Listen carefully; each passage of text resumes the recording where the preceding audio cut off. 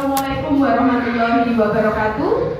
Waalaikumsalam warahmatullahi wabarakatuh. Selamat pagi Bapak Ibu Guru SDN Manuk yang saya hormati dan saya cintai. Saya ucapkan terima kasih sekali atas waktunya dan kesempatan dari Bapak Ibu untuk saya dalam kegiatan diseminasi berbagi pengalaman, berbagi pemahaman dan pengamalan budaya positif di sekolah. Baiklah Bapak Ibu Guru semuanya, sebelum kita mulai kegiatan ini, mari kita buka acara kita pada pagi hari ini dengan bacaan basmalah. Bismillahirrahmanirrahim. Terima kasih. Bapak Ibu semuanya, perkenalkan saya Lindu Arimurti, calon guru penggerak Angkatan 7 Kabupaten Ponorogo. Bapak Ibu semuanya, dalam kesempatan kali ini saya ingin berbagi tentang pengalaman belajar saya selama 2 bulan belajar di program guru penggerak ini. Salah satu dari program guru penggerak ini adalah berbagi. Di sini saya ingin berbagi tentang pengalaman belajar saya, kemudian penerapan dari ilmu yang saya peroleh saat belajar di program guru penggerak selama 2 bulan ini. Nah, pada kesempatan pada pagi hari ini, saya ingin melakukan diseminasi berbagi pemahaman dan pengamalan budaya positif di sekolah di SD Negeri Manuk. Baiklah Bapak Ibu, sebelum kita mulai, mari kita ucapkan slogan kita, yaitu SDN Manuk bersih, berbudaya, berkarakter, berprestasi. Siap Bapak Ibu Guru semuanya? Siap. SDN Manuk berbudaya, berkarakter, berprestasi. Yes. Baiklah.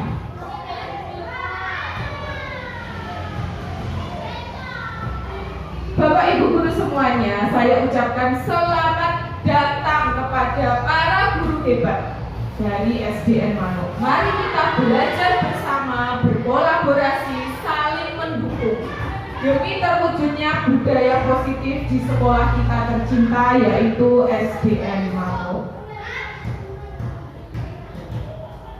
Nah, pada kesempatan kali ini saya ingin berbagi tentang budaya positif yang terdiri dari, yaitu yang pertama, disiplin positif dan nilai-nilai kebajikan universal.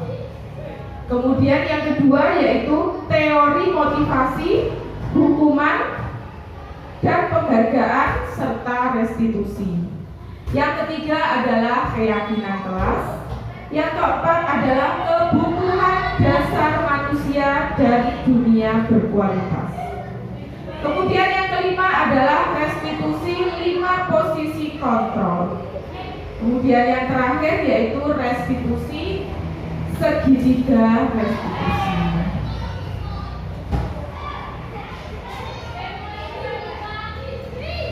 Baiklah, yang pertama adalah disiplin positif dan nilai-nilai kebajikan. Apabila kita mendengar kata disiplin, pasti yang terjadi di benak kita apa nggih? Apakah itu hal yang baik atau hal yang buruk Bapak Ibu? Baik. Hal yang baik. Nah, sekarang coba Bapak Ibu genggam tangannya seperti ini. Digenggam tangannya seperti ini. Nah, kemudian apabila ada orang lain ingin membuka atau ingin membuka genggaman jenengan semuanya, kemudian dengan berbagai cara ingin membukanya, apakah orang tersebut bisa? Bisa. Coba dibuka di belakangnya atau di sampingnya. Coba, bisa apa tidak? Bisa betul? Nah, tidak bisa. Nah, kira-kira dari genggaman tangan ini Bapak Ibu yang saya hormati, siapakah yang memiliki kontrol atas tertutupnya atau genggaman kita ini? Siapa yang mempunyai kontrol atas genggaman yang kita lakukan ini? Kita sendiri. Betul sekali, diri kita sendiri. Nah, jadi dalam kegiatan menggenggam ini sesungguhnya yang memegang kendali atau kontrol atas diri kita sendiri yaitu diri kita sendiri, individu kita sendiri. Itu yang disebut dengan kontrol.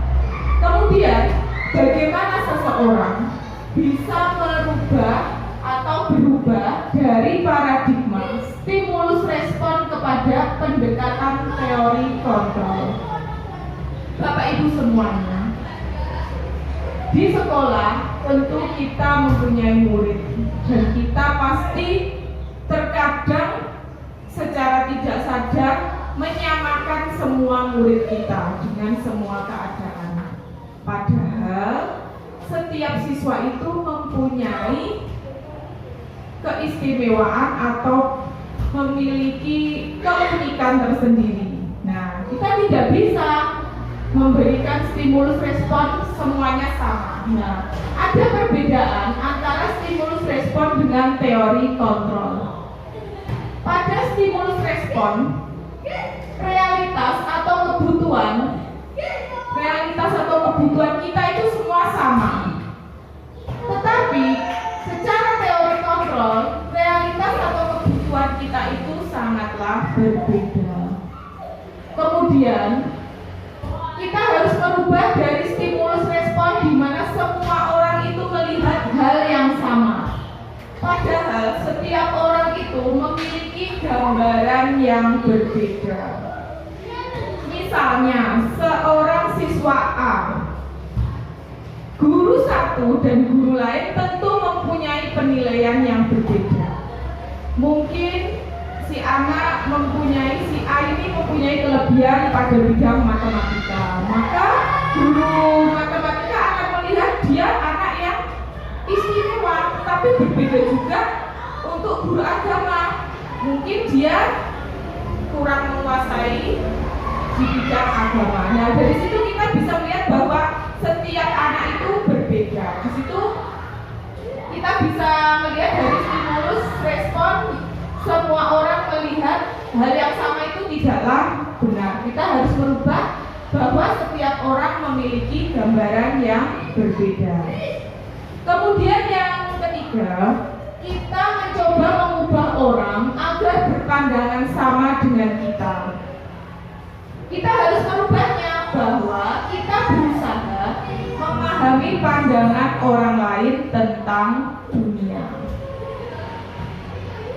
Selanjutnya, perilaku buruk dilihat sebagai suatu kesalahan. Padahal semua perilaku itu pasti memiliki tujuan. Misalnya, ketika saat belajar anak B bermain pensil. Saat guru menjelaskan, si anak B ini bermain pensil. Mungkin bagi guru tersebut secara stimulus respon, anak tersebut tidak memperhatikan. Padahal secara teori kontrol, mungkin perilaku dia bisa jadi ada tujuannya. Mungkin karena dia merasa bosan, mungkin karena dia merasa tidak menikmati pembelajaran. Nah, di situ bedanya. Kemudian ada lagi orang lain bisa mengontrol saya. Nah, ini kita harus ubah kontrol diri kita menjadi hanya Anda yang bisa mengontrol diri Anda sendiri.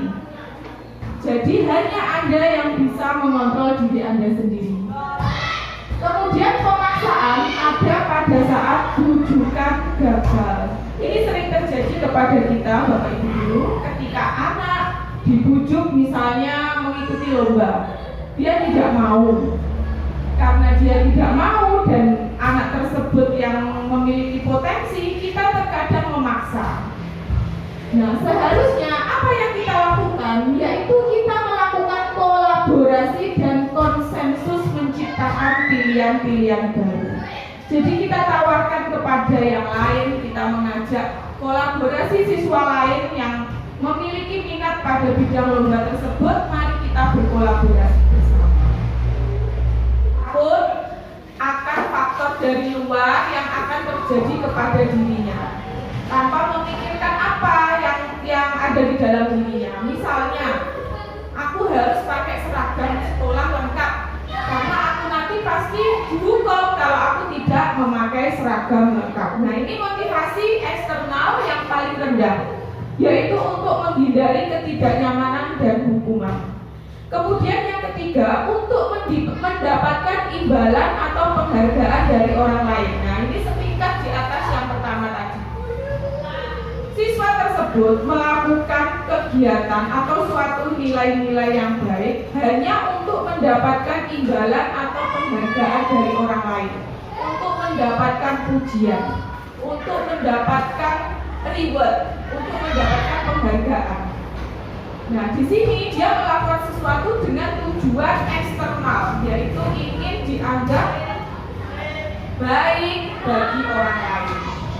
Nah, kemudian yang ketiga adalah untuk menjadi orang yang mereka inginkan dan menghargai diri sendiri dengan nilai-nilai yang mereka percaya. Nah, motivasi inilah yang ingin kita capai, motivasi perilaku manusia di peserta didik kita, di mana motivasi intrinsik ini muncul dalam diri mereka sendiri, yaitu saya memakai seragam sekolah lengkap karena saya ingin rapi, ingin tampil rapi untuk diri saya sendiri, untuk saya bisa menjadi anak yang rapi, yang bersih, yang tertib. Nah, ini intrinsik, jadi keluar motivasinya dalam diri mereka sendiri, bukan dari faktor eksternal. Nah, munculnya motivasi intrinsik ini harus kita tumbuhkan kepada anak tersebut. Dan kita harapkan jangan sampai motivasi eksternal ini yang muncul pada diri mereka. Karena apa? Hal ini akan merusak diri mereka sendiri. Apabila motivasi intrinsik muncul dari dalam diri mereka sendiri, harapan kita anak tersebut akan menjadi anak yang selalu berusaha mencapai suatu nilai kebajikan untuk kebahagiaan mereka, bukan untuk mengharapkan dari faktor eksternal tadi. Selanjutnya adalah pengertian hukuman, konsekuensi, dan restitusi. Bapak Ibu pasti sering mendengar kata hukuman di antara guru dan murid. Apa sebenarnya hukuman itu?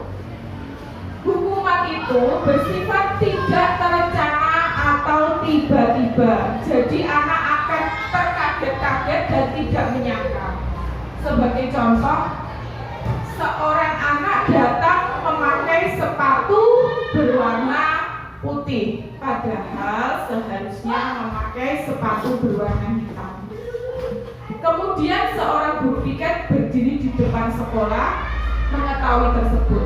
Karena menurut guru tersebut siswa melanggar peraturan, seketika itu siswa dihukum mengitari lapangan sebanyak 10 kali.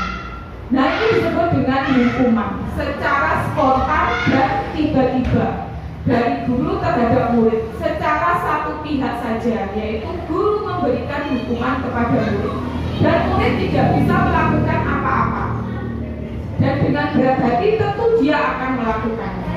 Itu yang disebut dengan hukuman. Kemudian yang kedua yaitu konsekuensi. Apabila konsekuensi itu sudah terencana atau sudah disepakati dan disetujui oleh murid dan guru.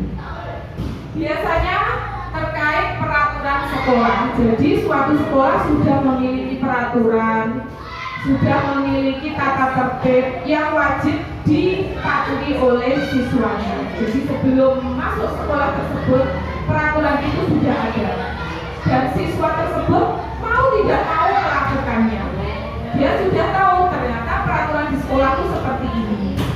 Nah, di sini ketika mereka melakukan kesalahan, maka mereka akan tahu konsekuensinya. Misalnya, datang ke sekolah tepat waktu. Nah, kemudian siswa tersebut datangnya terlambat.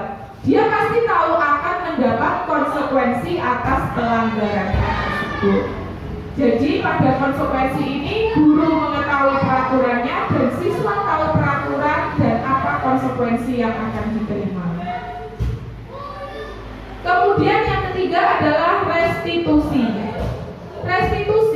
adalah proses menciptakan kondisi bagi murid untuk memperbaiki kesalahan mereka sehingga mereka bisa kembali pada kelompok mereka dengan karakter yang lebih kuat.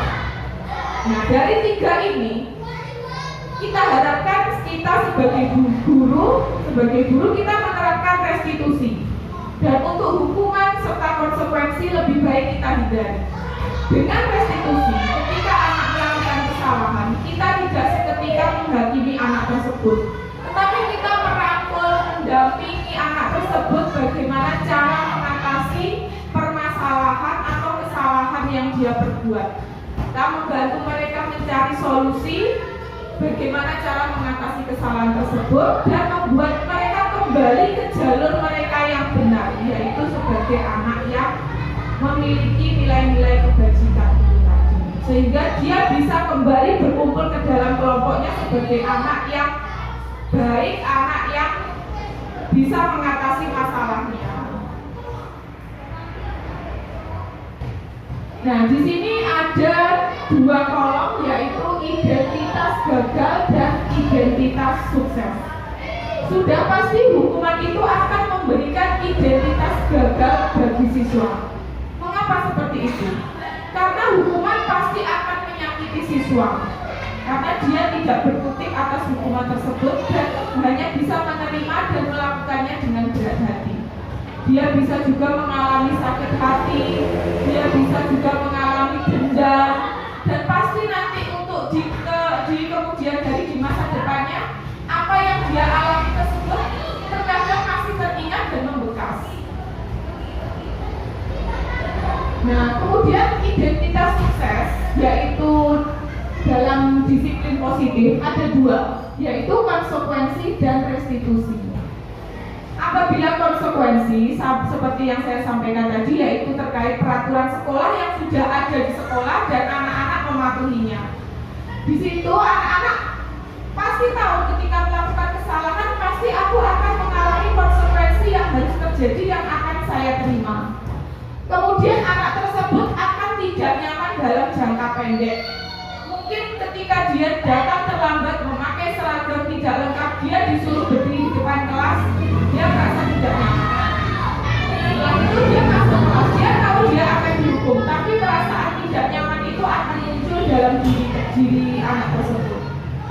Kemudian dia akan merasa diabaikan karena mendapat hukuman, kemudian mendapat perlakuan dari gurunya, mendapat perlakuan dari temannya, dia merasa terabaikan, merasa tidak nyaman.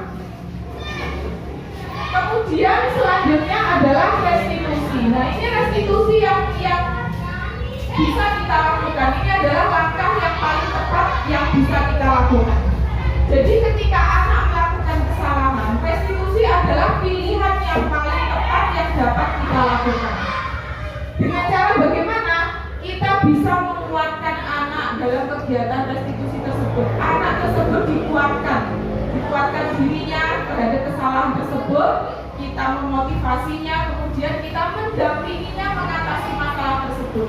Anak tersebut akan berpikir untuk bagaimana cara mengatasi kesalahan, memperbaiki kesalahan, dan kembali ke lingkungan teman-temannya dengan keadaan normal kembali. Selain itu, masalah yang dia alami juga akan terpecahkan, tentunya juga dengan bantuan guru. Nah, di sini terkait identitas gagal dan identitas sukses. Monggo Bapak Ibu diperhatikan untuk perbedaan hukuman, konsekuensi, dan restitusi.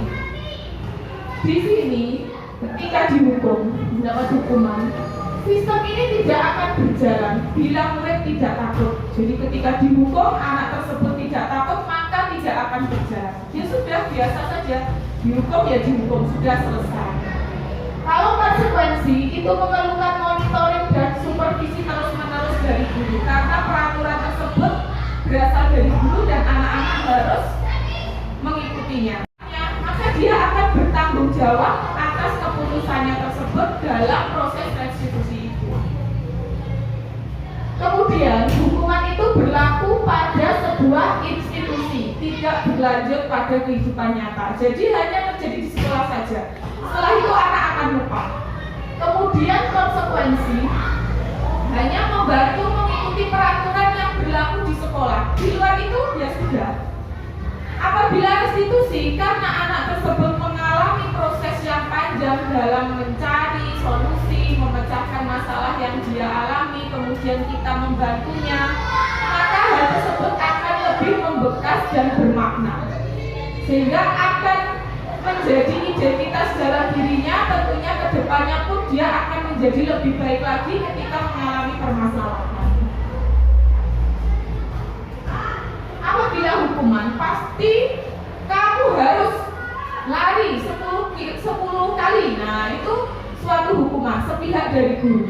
Kalau konsekuensi, karena sudah ada peraturan, maka guru tersebut bisa mengatakan kepada muridnya, kamu kok bisa terlambat? Kamu melanggar peraturan sekolah yang mana? Saya melanggar peraturan sekolah, yaitu datang tepat waktu, Pak. Konsekuensinya apa? Nah, di situ anak-anak akan mengalami rasa seperti rasa bersalah. Kalau restitusi, kita ajak dia, apa yang kamu yakini? Kenapa kamu datang terlambat? Kalau kamu datang terlambat, bagaimana caranya untuk mengatasi masalah tersebut? Kedepannya nanti apa yang kamu lakukan? Nah, maka anak akan dibantu untuk berpikir kritis terkait permasalahannya dan cara mencari solusinya. Kemudian untuk hukuman itu mendorong anak menyalahkan dirinya sendiri. Kenapa ya aku tadi nggak pakai sepatu warna hitam? Dia akan merasa bersalah. Kalau konsekuensi itu memaksa anak untuk patuh terhadap peraturan yang telah dibuat tanpa kesepakatan bersama dengan anak tersebut.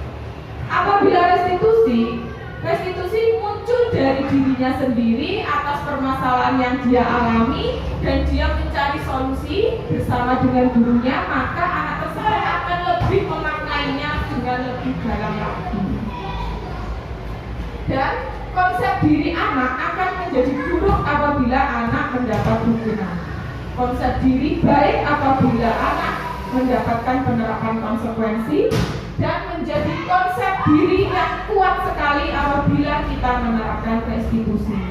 Jadi pilih yang mana Bapak Ibu, menghukum, memberikan konsekuensi, atau kita membantu dengan restitusi? Dengan restitusi. Betul sekali. Tepuk tangan untuk Bu Tuti. Terima kasih Bu Tuti. Kemudian selanjutnya adalah dihukum oleh penghargaan. Nah, ini sering sekali juga terjadi. Siapa yang bisa menjawab nanti dikasih uang 10.000? Siapa yang bisa menjawab nanti akan mendapat pensil misalnya? Nah, penghargaan maupun hukuman itu juga beda-beda tipis Bapak Ibu. Penghargaan atau hukuman itu merupakan faktor eksternal dari peserta didik, jadi bukan faktor intrinsik dari dalam diri. Aku ingin menyelesaikan pekerjaanku karena aku ingin mendapat hadiah. Aku ingin juara 1 karena aku ingin mendapat hadiah. Nah, ini disebut dengan dihukum oleh penghargaan. Oleh karena itu, apabila anak terbiasa dengan penghargaan, maka dia akan memiliki motivasi diri dalam melakukan sesuatu. Dia memfokuskan pada motivasi eksternal, yaitu ingin diakui, ingin diberi penghargaan, ingin mendapatkan pujian. Padahal yang lebih baik adalah, yang paling baik itu motivasi muncul dari dirinya sendiri, yaitu faktor intrinsik. Aku ingin belajar karena aku ingin menjadi pandai untuk meraih cita-citaku. Aku ingin belajar karena aku ingin bisa, karena aku ingin meraih masa depan yang cerah. Nah, intrinsik inilah yang harus kita munculkan kepada peserta didik kita. Apabila kita terbiasa dengan memberikan penghargaan, itu sama saja kita memberikan hukuman kepada anak tersebut.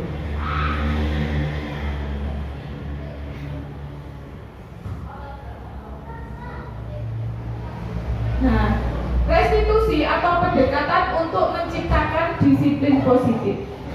Ketika murid kita melakukan kesalahan, tindakan apa yang kita lakukan? Apakah yang pertama menunjukkan kesalahan dan memintanya melihat kesalahan baik-baik? Kemudian mengatakan, kamu seharusnya tahu bagaimana kamu seharusnya bertindak. Ada kata seharusnya. Yang kedua, mengingatkan murid Anda akan kesalahan yang sama di waktu sebelumnya. Diajar flashback lagi muridnya. Hari ini kamu seragamnya nggak lengkap, kemarin juga nggak lengkap, minggu lalu nggak lengkap. Diulang-ulang seperti itu. Nah, kemudian yang ketiga, bertanya kepadanya, kenapa kamu melakukan sesuatu yang harus kamu lakukan? Kita mengkritik anak tersebut kemudian mendiamkannya. Apa yang terjadi pada anak tersebut? Akan tumbuh rasa bertanya-tanya, rasa bersalah, rasa rendah diri terhadap anak tersebut. Nah, kewajiban kita adalah kita melakukan pendekatan kepada anak tersebut untuk menciptakan disiplin positif secara intrinsik dari dalam diri mereka sendiri. Nah, di sini ada 10 ciri-ciri restitusi. Yang pertama, restitusi bukan untuk menebus kesalahan, tapi untuk belajar dari kesalahan. Jadi anak-anak diajak mencari hikmah apa dari kesalahan yang telah dia lakukan. Dia belajar dari kesalahan, bukan menyesali kesalahan. Kemudian yang kedua, restitusi memperbaiki hubungan. Restitusi itu memperbaiki hubungan yang terjadi antara satu dengan yang lain. Apabila ada permasalahan, maka akan diselesaikan dengan restitusi. Yang ketiga, restitusi adalah tawaran bukan paksaan. Melalui restitusi kita mengajak anak, menawarkan anak bagaimana cara kamu menyelesaikan ini. Nah, maka anak akan berpikir, bukan dengan cara kamu harus begini, kamu harus begitu. Nah, itu disebut dengan paksaan. Yang keempat, restitusi menuntun anak untuk melihat ke dalam diri. Jadi anak diajak mengenali dirinya sendiri, mengatasi masalahnya sendiri dan mencari solusi. Yang kelima, restitusi mencari kebutuhan dasar yang mendasari tindakan. Melalui restitusi kita tanya, kenapa kamu melakukan itu? Apa yang mendasari kamu melakukan kesalahan tersebut? Bisa jadi mungkin ketika dia melakukan kesalahan, sepatunya memakai sepatu putih padahal harusnya hitam, mungkin karena sepatunya yang hitam sobek atau rusak. Nah, dari situ kita gali, bukan seketika kita secara sepihak memberi hukuman. Kita tahu, oh ternyata dia memakai sepatu putih karena sepatunya yang hitam sobek. Kemudian yang keenam, restitusi diri adalah cara yang paling baik. Memang betul, restitusi itu cara yang paling baik, di mana anak kita bimbing, kita dampingi, mengevaluasi dirinya sendiri, mencari kesalahannya, kemudian memperbaiki kesalahan tersebut, kemudian mengamalkannya atau melaksanakan dari solusi yang dia temukan saat restitusi, agar anak tersebut bisa kembali ke dalam lingkup teman-temannya secara normal kembali tanpa ada luka dalam hati atau rasa sakit dalam diri anak tersebut. Kemudian yang ketujuh, restitusi fokus pada karakter, bukan tindakan. Jadi ketika melakukan restitusi, kita memunculkan karakter anak yang ada dalam diri mereka, yaitu karakter tanggung jawab, karakter berpikir kritis, karakter bernalar, karakter problem solvingnya, beraninya, mandiri dari kegiatan yang dia lakukan. Kemudian yang kedelapan, restitusi itu menguatkan. Jadi kita menguatkan siswa kita yang mengalami kesalahan tersebut, kita kuatkan. Tidak apa-apa, dulu pun Bu Guru juga pernah melakukan kesalahan. Kesalahan itu adalah kesalahan. Tetapi mari kita bersama-sama memperbaiki kesalahan kita dan mencari solusi, agar kedepannya kesalahan tersebut tidak terjadi lagi dan menjadi pembelajaran kita di masa depan. Yang ke-9, restitusi fokus pada solusi. Kalau hukuman dan konsekuensi itu fokus pada kesalahan anak tersebut. Tapi restitusi itu fokusnya pada solusi. Anak melakukan kesalahan, bagaimana cara kita dan anak tersebut, kita mendampingi anak tersebut mencari solusi atas kesalahan yang dia lakukan, agar dia bisa memperbaikinya, kemudian untuk kedepannya dia menjadi anak yang baik, yang memiliki nilai-nilai kebajikan yang tercipta saat restitusi, yaitu nilai-nilai positif. Yang terakhir, yang ke-10, yaitu restitusi mengembalikan murid yang berbuat salah pada kelompoknya. Ketika kita melakukan restitusi, anak sudah menemukan solusi, dia memperbaiki dirinya sendiri, kemudian dia sudah siap, tidak ada rasa sakit penyesalan dalam diri, dia akan siap kembali ke lingkungan temannya lagi. Karena dia merasa kesalahanku sudah ada solusinya, dan aku bisa mengatasinya, dan aku tidak akan mengulanginya. Aku bisa memperbaikinya, dan tentunya ke depan menjadi pembelajaran yang baik untuk anak tersebut.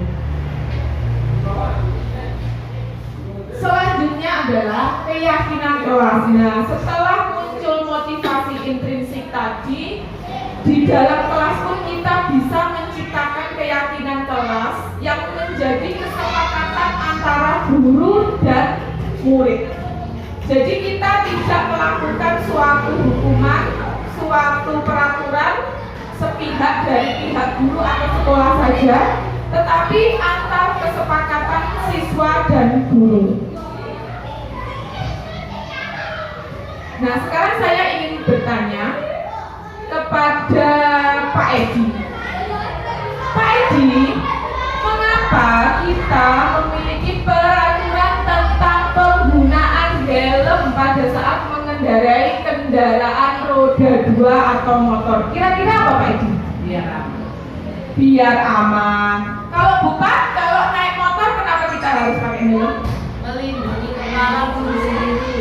Melindungi diri sendiri, melindungi kepala. Adakah di sini yang naik motor pakai helm karena takut ditangkap Pak Polisi?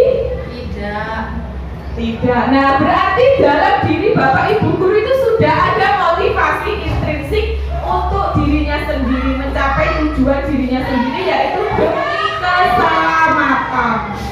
Nah, itu yang disebut dengan motivasi intrinsik. Kemudian yang kedua, mengapa kita memiliki peraturan tentang penggunaan masker dan mencuci tangan setiap saat? Kira-kira kenapa? Kenapa kok harus memakai masker dan mencuci tangan setiap saat? Menjaga kebersihan diri. Betul sekali Bu Tuti. Apakah ada yang memakai masker, mencuci tangan itu hanya sebagai syarat untuk masuk mall misalnya? Kan ada di luar peraturan seperti itu. Nanti kalau tidak ada penjaganya langsung nyelonong masuk. Ada nggak seperti itu Pak Kolir? Insya Allah tidak ada. Bagus sekali. Berarti sudah muncul motivasi intrinsik untuk dirinya sendiri, bukan karena motivasi eksternal, karena takut dihukum, karena takut dimarahi, karena takut ditangkap Pak Polisi, misalnya seperti itu. Baiklah, mari kita simak video pembuatan kesepakatan kelas, keyakinan kelas di kelas 5. Jadi, sebelum saya memutar video ini, dari pembelajaran yang saya terima di pendidikan guru penggerak, program guru penggerak ini, kita sebagai guru harus memfasilitasi anak. Ketika membuat peraturan, kita harus membuat peraturan tersebut bersama anak, kemudian kita sepakati bersama. Saya putarkan ya videonya.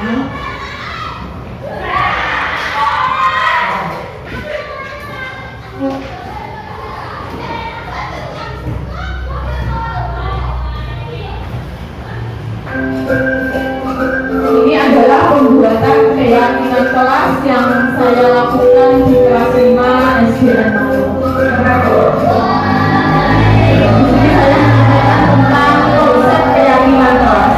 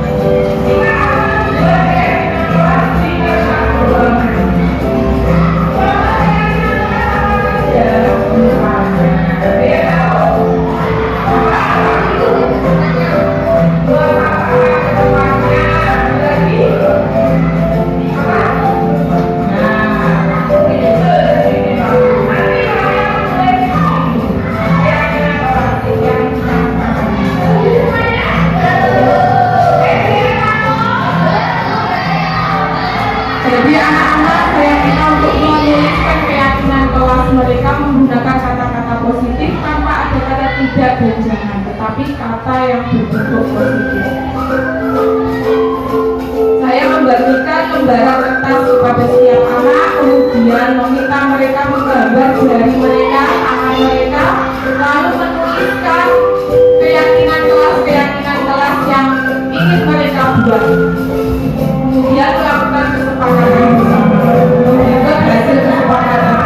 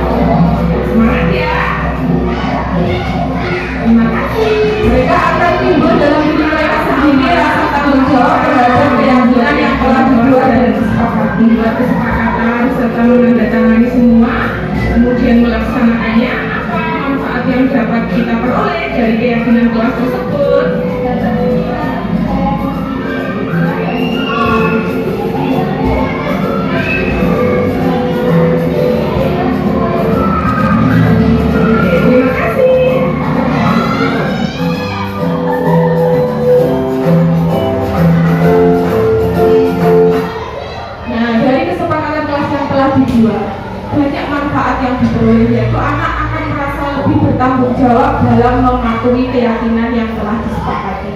Kemudian mereka merasa lebih percaya diri dan bertanggung jawab, dan tentunya akan tumbuh motivasi intrinsik dalam diri mereka untuk menjadi anak yang baik, anak yang berprofil pelajar Pancasila di masa kuliah. Tentunya juga akan berdampak, anak tersebut melakukan kebaikan, maka juga akan berdampak juga menjadi sebuah budaya yang positif untuk sekolah kita, yaitu SDN Mano. Amin. Dan refleksi dari kegiatan saya terkait pembuatan keyakinan kelas, kegiatan tersebut saya lakukan pada hari Jumat 13 Januari 2023. Perasaan seluruh siswa adalah merasa senang dan antusias sekali dalam penyusunan keyakinan kelas ini. Karena mereka membuat sendiri, mereka menyusun sendiri, memikirkan sendiri keyakinan apa yang mereka percayai. Kemudian mereka bersepakat dan bertanggung jawab dalam keyakinan yang telah mereka buat. Selain itu, mereka juga menandatangani keyakinan kelas sebagai bentuk tanggung jawab dan berusaha mematuhi keyakinan kelas yang telah disepakati bersama.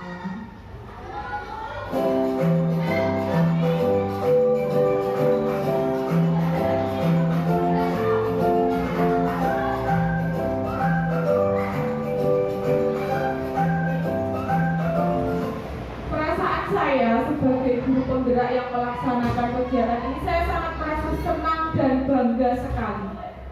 Karena saya ingin selalu berusaha melakukan perubahan ke arah yang lebih baik, mulai dari kelas saya, kemudian saya ingin juga berbagi kepada rekan-rekan guru agar bisa juga diterapkan di dalam kelas. Dan harapannya tumbuh nilai-nilai positif menjadi budaya positif yang akan membudaya di sekolah kita.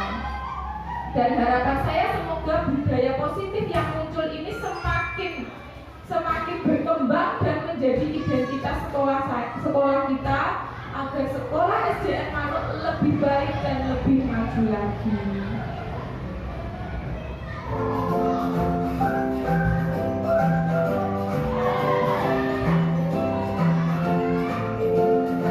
Kemudian untuk rencana perbaikan ke depan terkait program yang telah saya lakukan tersebut, saya ingin berusaha meningkatkan ilmu pengetahuan, kemudian ingin selalu berbagi kepada rekan-rekan guru, kemudian menjaga koordinasi dan kolaborasi dengan rekan-rekan guru semuanya di lingkungan sekolah, berusaha meminimalisir kesalahan.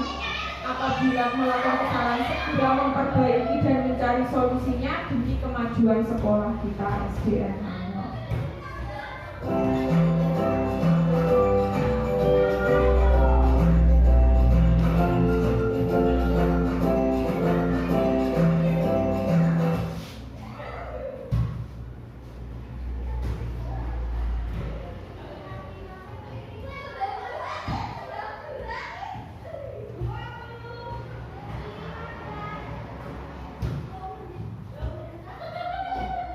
Nah, selanjutnya adalah yang keempat dari 6 poin, kebutuhan dasar manusia dan dunia berkualitas. Kita sebagai manusia yang hidup di dunia ini memiliki kebutuhan dasar yang ingin kita capai, yang ingin kita penuhi, yang kita harapkan. Ada 4 kebutuhan dasar, yaitu yang pertama kebutuhan dasar, yang keempat kebutuhan dasar manusia dan dunia berkualitas. Ada 5. Yang pertama adalah kesenangan, kemudian kebebasan, bertahan hidup, cinta dan kasih sayang, dan penguasaan. Kita semua pasti ingin mencapai 5 kebutuhan dasar kita tersebut. Nah, kebutuhan bertahan hidup, di sini kita pasti di dunia ini ingin bertahan hidup. Hal ini berkaitan dengan kebutuhan yang bersifat fisiologis untuk bertahan hidup, misalnya makan, kebutuhan akan tempat tinggal, kemudian kebutuhan biologis sebagai bagian dari proses reproduksi, termasuk kebutuhan untuk tetap bertahan hidup. Kemudian yang kedua adalah kasih sayang dan rasa diterima. Kebutuhan untuk disayangi dan diterima kita pasti ingin seperti itu. Kita tidak ingin terabaikan. Kita ingin mendapatkan kasih sayang, perhatian dari orang lain dan sosial. Nah, kebutuhan ini menjadi bagian kita akan merasa kebutuhan ini untuk merasa menjadi bagian dari suatu kelompok, agar kita tetap terhubung dengan orang lain. Yang ketiga adalah penguasaan. Ini kebutuhan akan pengakuan atas kemampuan.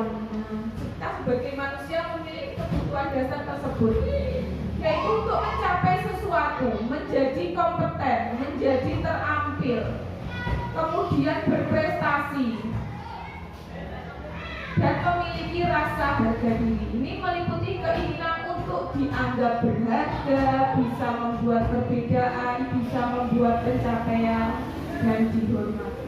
Itu adalah kebutuhan dasar manusia. Kemudian manusia juga ingin merasakan kebebasan, bebas secara mandiri, otonomi, bisa mengendalikan arah hidup kita mau kemana sebagai manusia.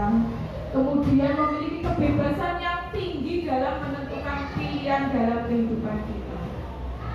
Kemudian yang terakhir adalah kesenangan atau kebutuhan untuk merasa senang. Nah, kita pasti juga ingin mencari kesenangan, ingin bermain, ingin tertawa, ingin healing, mencari kesenangan. Itu adalah kebutuhan dasar manusia yang ingin dicapai saat hidup di dunia ini. Nah, Bapak Ibu Guru lanjut lagi ke poin 5, yaitu restitusi 5 posisi kontrol. Di sekolah sebagai guru ada 5 posisi kontrol yang bisa kita ketahui. Monggo Bapak Ibu Guru ingin memilih yang mana? Ada 5, sebagai penghukum, sebagai pembuat merasa bersalah, sebagai teman, sebagai pemantau, atau sebagai manajer.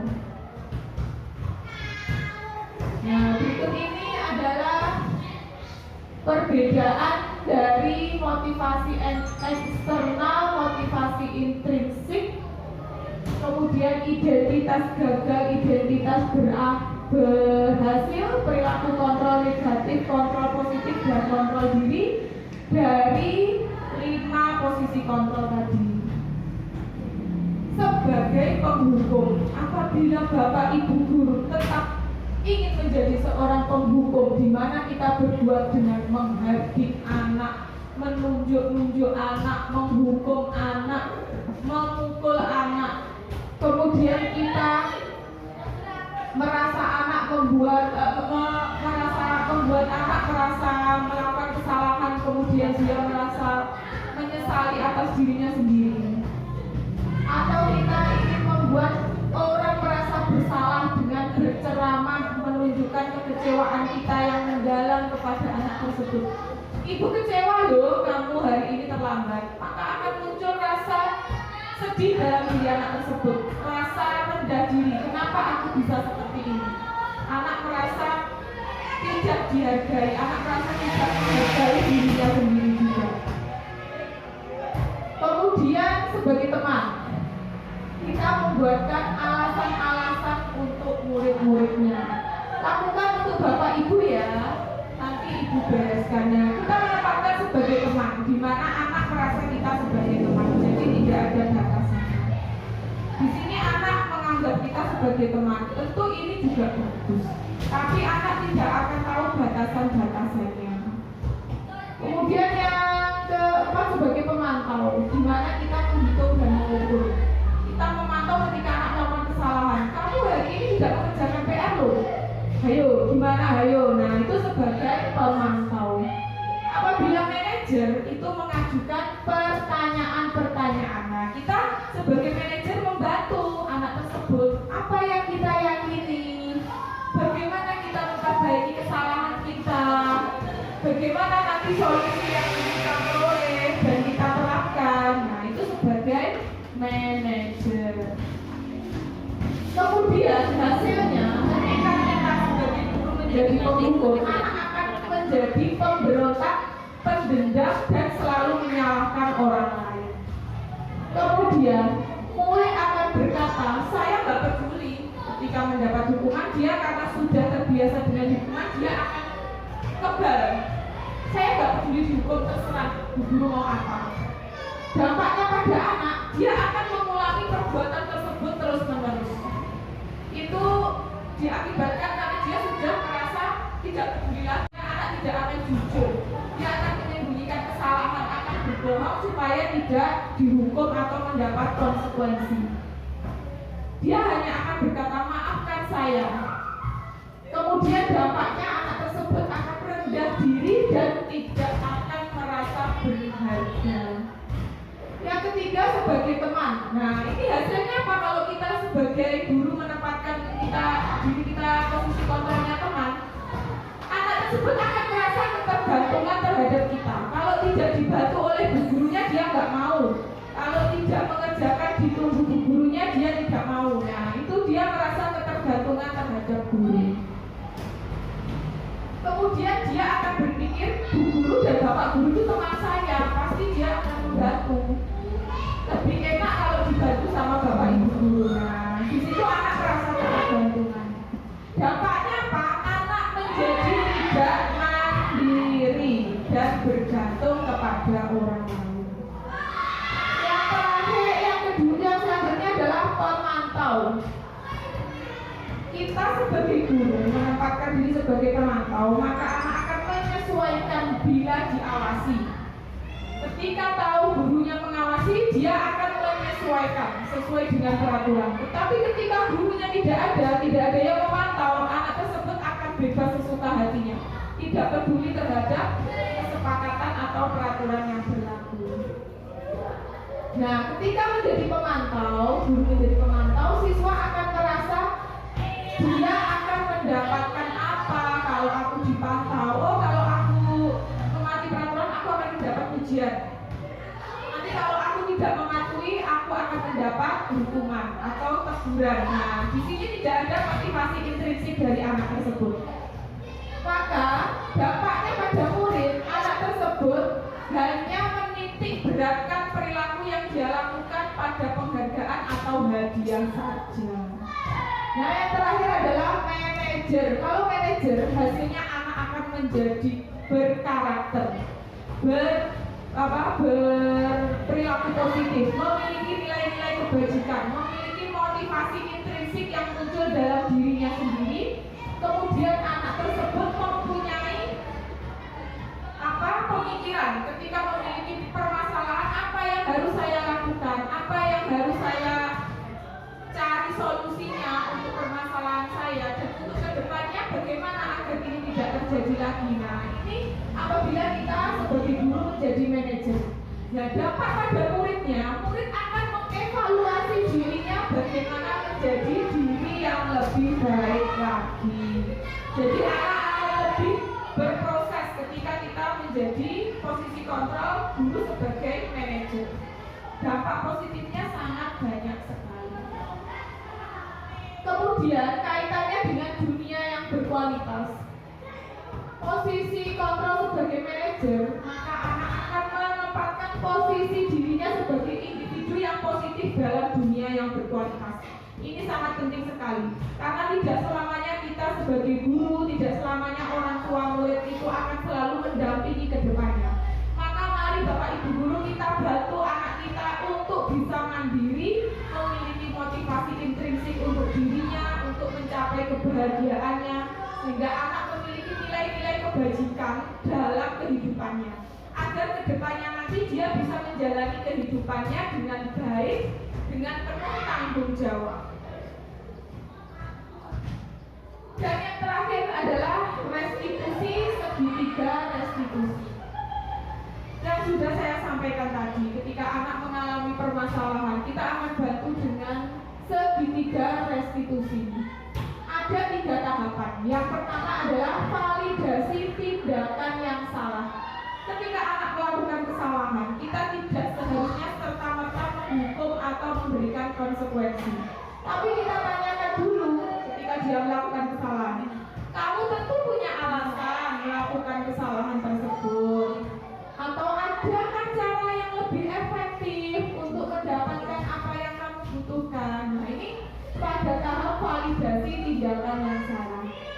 Setelah kita memvalidasi, kita menstabilkan identitas.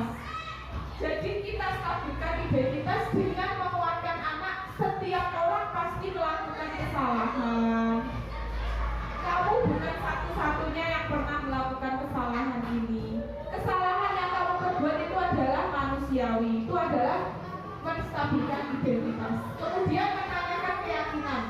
Keyakinan kelas apa yang telah kita sepakati, kita kembalikan lagi ke keyakinan kelas yang telah disepakati tadi. Kemudian kita tanya kembali, kamu ingin menjadi seperti apa sebagai solusi dari kesalahan yang dia lakukan. Baiklah, mari kita simak video restitusi dengan 2 kasus yang terjadi di kelas 5 SDN Maya.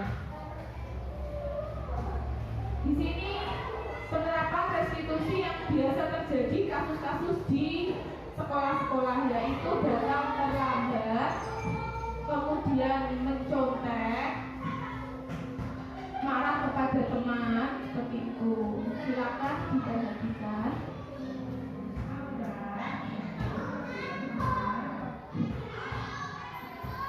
Pada kasus yang pertama,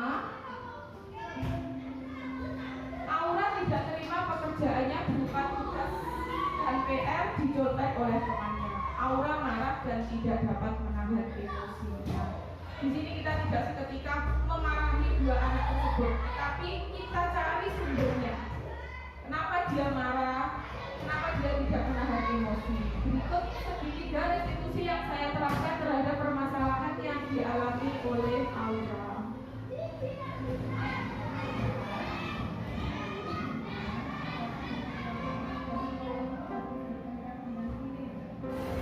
Aura, ibu tadi mendengar laporan dari ketua kelas bahwa kamu habis bertengkar dengan Kire ya? Iya Bu, saya kesal dengan Kire. Kenapa kamu kesal dengan Kire? Kire selalu menceritakan pekerjaan saya Bu. Bukan hanya PR, tugas saat buka juga sering dinilai Bu. Oh begitu. Ya wajar kalau kamu marah dan kesal. Jika itu di posisi kamu, kamu pasti akan membuat hal yang sama. Lalu apa yang kamu diajak dengan Kire? Melanggar garis itu yang kesalahan apa yang dilakukan, terus diajak bagaimana solusinya. Kemudian kita melarang anak tersebut. Pasti kamu juga seperti itu ada alasannya ya. Ya Bu, saya sudah saya cepat-cepat. Tapi Kire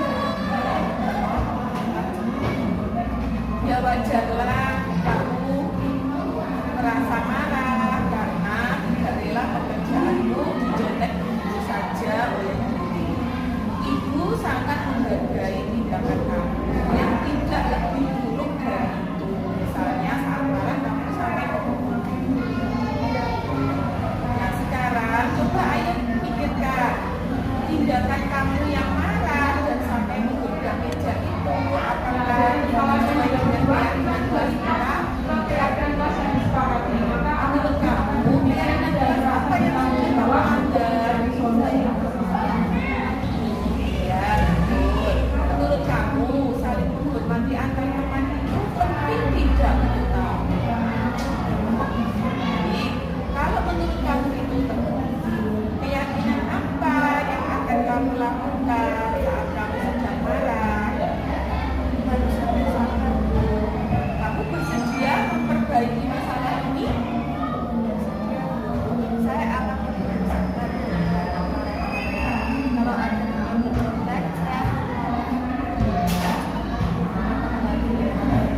Ya, tepat sekali. Jadi sebagai guru kita memposisikan sebagai manajer pada institusi. Itu adalah tanggapan dari Allah. Assalamualaikum warahmatullahi wabarakatuh. Nama saya Aura dari kelas 5. Saya senang sekali diajak berdiskusi oleh Bu Lindu untuk dapat mengendalikan diri dari amarah. Karena perilaku teman sekelas saya harus bersabar dan menghormati teman-teman. Nah, dari video ini kita bisa melihat guru sebagai manajer, guru membantu siswa tersebut melalui segitiga restitusi mengatasi masalah yang dia alami. Anak akan merasa tidak dihakimi, merasa diberi kesempatan untuk menjelaskan dan merasa dihargai. Selain itu anak akan merasa kuat untuk kembali lagi ke lingkungan teman-temannya karena dia sudah mendapatkan solusi dari permasalahannya. Selanjutnya adalah kasus yang kedua. Kasus yang kedua ini adalah siswa bernama Kire datang ke sekolah terlambat dan tidak bisa mengikuti pelajaran di kelas di awal.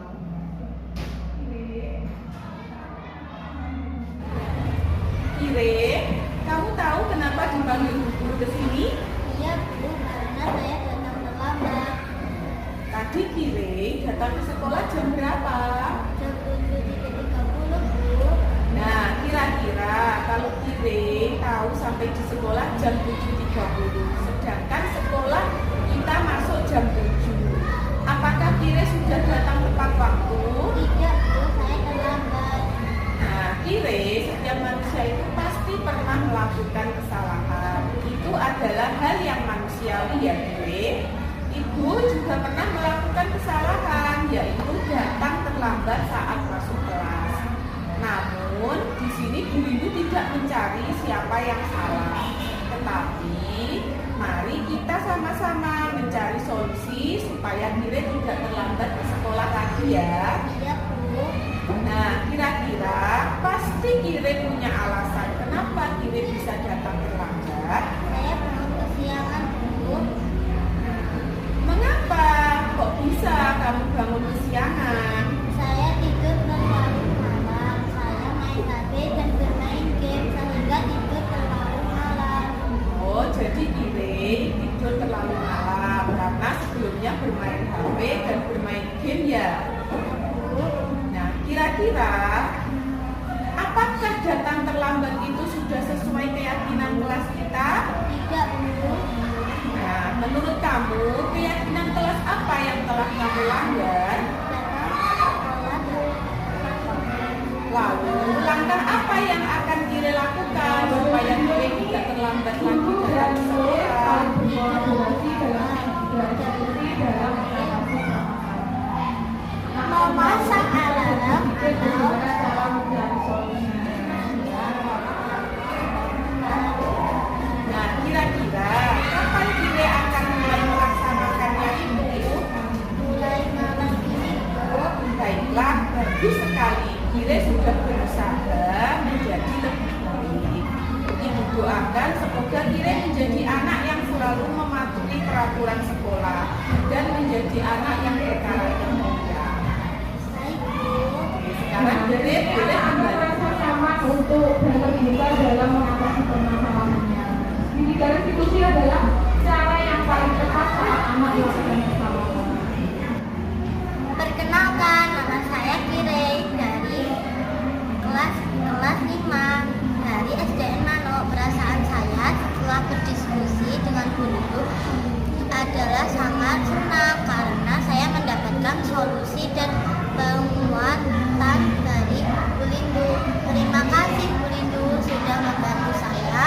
Saya berjanji akan datang tepat waktu ke sekolah. Kesimpulan dari penanganan kasus itu, dua kasus itu adalah pendekatan segitiga restitusi diharapkan dapat guru dapat memposisikan diri sebagai manajer yang mengajukan pertanyaan-pertanyaan bermakna yang membantu anak dalam mengatasi permasalahannya, sehingga anak akan lebih berpikir terbuka, percaya diri, mandiri, dan bertanggung jawab.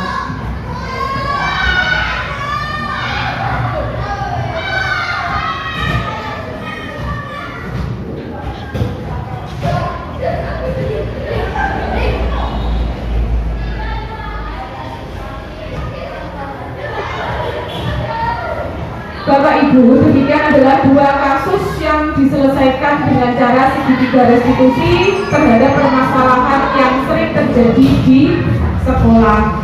Dan semoga Bapak Ibu bisa menerapkan segitiga restitusi tersebut terhadap anak-anak kita, agar kedepannya anak-anak akan lebih percaya diri, lebih mandiri, kemudian bertanggung jawab.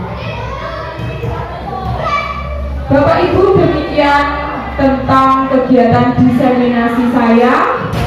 Alhamdulillah dari serangkaian tahapan yang telah saya lewati dan telah melaksanakan tahapan aksi nyata 1.4 dan penguasaan serta pemahaman yang diperlukan agar dapat mendukung proses kelancaran pelaksanaan aksi nyata ini. Sebagai seorang pendidik sangat perlu sekali memahami berbagai hal agar budaya positif itu tetap terwujud. Nah, sering sekali juga ada permasalahan yang muncul, tapi pasti juga ada penyelesaian atau pemecahannya. Dan di sini kita sebagai pendidik sangat diperlukan kita sebagai pendidik yang memiliki kontrol sangat berperan penting dalam kegiatan ini. Karena kenapa? Dengan memiliki dampak positif dan memiliki nilai-nilai budaya positif yang kita terapkan kepada anak, maka akan menghasilkan siswa-siswi yang lebih berkarakter, peserta didik yang bisa mengatasi masalahnya sendiri, memecahkan masalahnya sendiri, dan bisa kembali ke lingkungannya dengan baik. Kemudian pada dasarnya semua bentuk pembelajaran, pemecahan masalah itu bermuara kepada pembelajaran yang berpihak pada anak.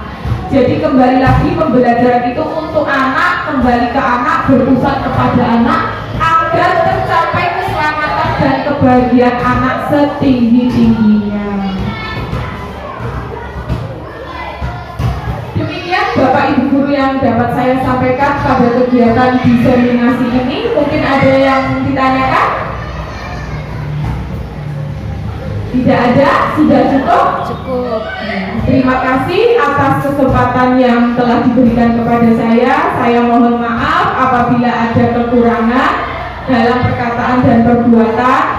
Terima kasih atas waktu yang telah diberikan. Semoga kedepannya nanti setelah kegiatan diseminasi ini kita dapat mengamalkan, mengaplikasikan ilmu yang kita peroleh pada kegiatan ini untuk anak-anak kita, supaya tercapai budaya positif dari anak-anak tersebut dan berpengaruh juga kepada sekolah kita.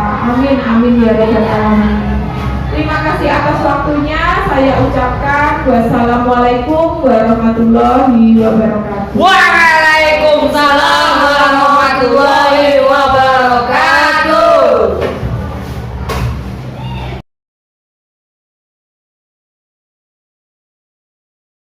Assalamualaikum warahmatullahi wabarakatuh. Perkenalkan, nama saya Edi Nuryanto, guru kelas 3 SDN Manuk. Kemarin setelah saya melihat diseminasi dari Bu Lindu Arimurti, banyak sekali pelajaran yang bisa diambil dari kegiatan kemarin. Kita bisa mengetahui tentang materi restitusi, bagaimana kita bisa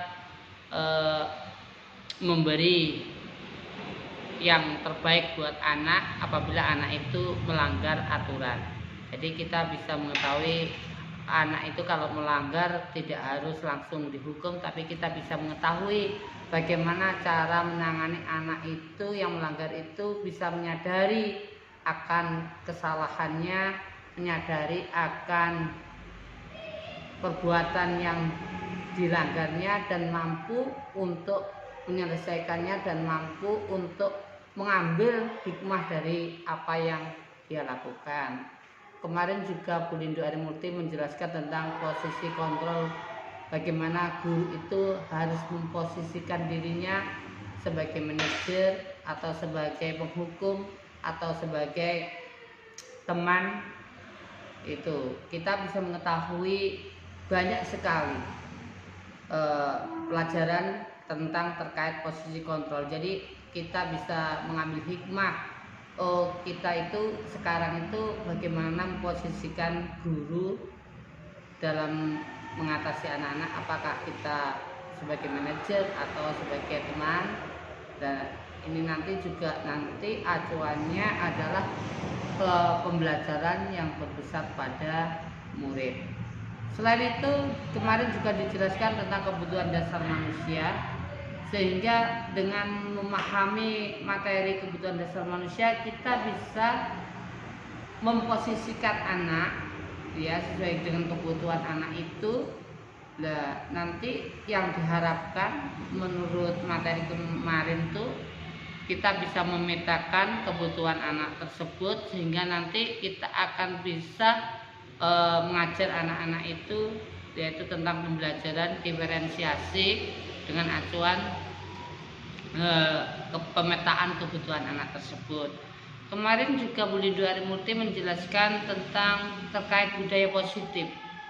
Budaya positif itu sangat bagus sekali, materi yang disampaikan juga sangat menarik, sehingga kedepannya diharapkan materi-materi yang disampaikan nanti bisa kami laksanakan, bisa kami implementasikan, sehingga akan terwujudlah sekolah yang berkarakter, berbudaya, dan berprestasi, sekolah yang pembelajarannya berpusat pada murid. Menurut saya itu aja. Semoga Bu Lindu Arimurti tetap semangat dan mampu menggerakkan rekan-rekan guru yang lain untuk menjadi lebih baik dalam pengabdiannya untuk sebagai pionir perubahan pendidikan yang lebih baik di SDN Manuk tercinta ini. Terima kasih dari saya. Assalamualaikum warahmatullahi wabarakatuh. Perkenalkan, nama saya Ulfa Nur Hamidah, saya guru kelas 6 di SDN Negeri Manuk, Siman, Ponorogo. Kemarin saya mengikuti diseminasi positif oleh guru penggerak, yaitu Ibu Lindu Arimurti, guru kelas 5. Testimoni yang saya dapatkan adalah setelah saya mengikuti diseminasi positif ini, saya semakin tahu ilmu-ilmu sebelum saya ketahui. Banyak sekali dampak positifnya. Yang pertama, kemarin kita membahas tentang diseminasi positif budaya baik. Ternyata yang disampaikan Bu Lindu itu adalah penumbuhan karakter positif baik anak yang sangat penting di era globalisasi ini, di era kemajuan teknologi ini. Yang kedua adalah motivasi, hukuman, sanksi, punishment. Menurut saya dulu sebelum saya belum tahu, menurut saya itu sama saja. Ternyata setelah saya tahu ilmu dari Bu Lindu, ada perbedaan yang sangat tipis di antara mereka dan memiliki dampak yang luar biasa antara hukuman, punishment, dan lain sebagainya. Serta yang paling penting menurut saya adalah restitusi. Dengan restitusi, kita bisa membantu anak keluar dari masalahnya, serta menumbuhkan dampak positif baik bagi kepribadiannya. Antara restitusi, hukuman, punishment, dan reward, setelah saya mengikuti diseminasi ini, saya semakin tahu bagaimana saya mengelola kelas, bagaimana saya mengelola anak, serta membantu mereka untuk keluar dari permasalahannya. Selanjutnya adalah keyakinan kelas. Keyakinan kelas yang Bu Lindu contohkan kemarin menurut saya perlu saya contoh di kelas saya, karena keyakinan kelas nanti akan menumbuhkan budaya positif. Dengan keyakinan itu antara saya dan murid, saya punya jembatan, sehingga menumbuhkan jembatan baik antara saya dan murid, sehingga menumbuhkan kebiasaan yang positif, karakter positif. Dengan keyakinan kelas membuat siswa bertanggung jawab atas peraturan yang mereka buat.